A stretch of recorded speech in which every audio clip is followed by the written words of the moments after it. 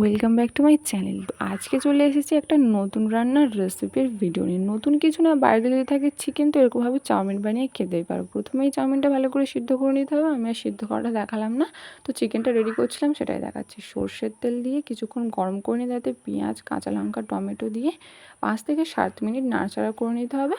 একটু ভাজা ভাজা হয়ে আসলে তাতে দিয়ে দিতে হবে 1 চা চামচ আদা বাটা এবং 1 চা চামচ রসুন বাটা। তার সঙ্গে একটু জল মিক্সড করে আমি দিয়ে দিয়েছিলাম।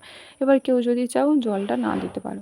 তারপর তাদের দিয়ে দিয়েছিলাম পরিমাণ মতো হলুদ গুঁড়ো, আর ছিল পরিমাণ মতো লবণ।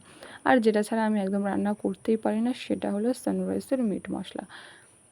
এবার কেউ যদি চাও চিকেন কারি মশলাও দিতে পারো। এবং তারপর তাতে দিয়ে দিয়েছিলাম কিষান সস।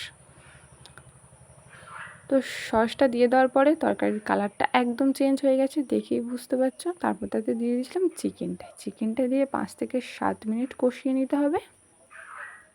তো 7 মিনিট পর জল দিয়ে দিতে হবে। জল দিয়ে দিয়েছিলাম। জল দিয়ে কিছুক্ষণ নাড়াচাড়া করে তাতে থালা চাপা দিয়ে দিতে হবে।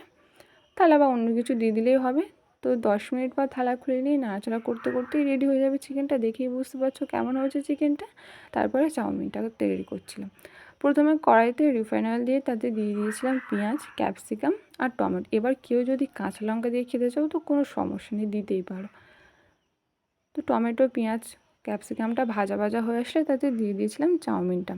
সিদ্ধ করে রাখা চাউমিনটা দিয়ে দেওয়ার পরে দিয়ে দিয়েছিলাম পরিমাণ মতো লবণ, যতটা লবণ লাগবে ততটা। তারপর দিয়েছিলাম সানরাইসের চাউ মিক্স মশলা। মশলাটা দিয়ে 5 থেকে 7 মিনিট নাড়াচাড়া করতে হবে, যাতে কড়ার গায়ে লেগে না যায় তার দিকে লক্ষ্য রাখতে হবে। এবং মাঝে মধ্যে তেল দিয়ে দিতে হবে। এবং তাতে দিয়ে দিয়েছিলাম চিকেনটা দিয়ে দেওয়ার পরে 5 মিনিট নাড়াচাড়া করতে হবে। ভালো করে চাউমিনটা ভাজা করে নিতে হবে। ভাজা করে নিলে রেডি হয়ে যাবে চিকেন চাউ। তো দেখতেই পাচ্ছ শসা, সস আর পেঁয়াজ দিয়ে সুন্দরভাবে সার্ভ করে নিন চিকেন চাউ।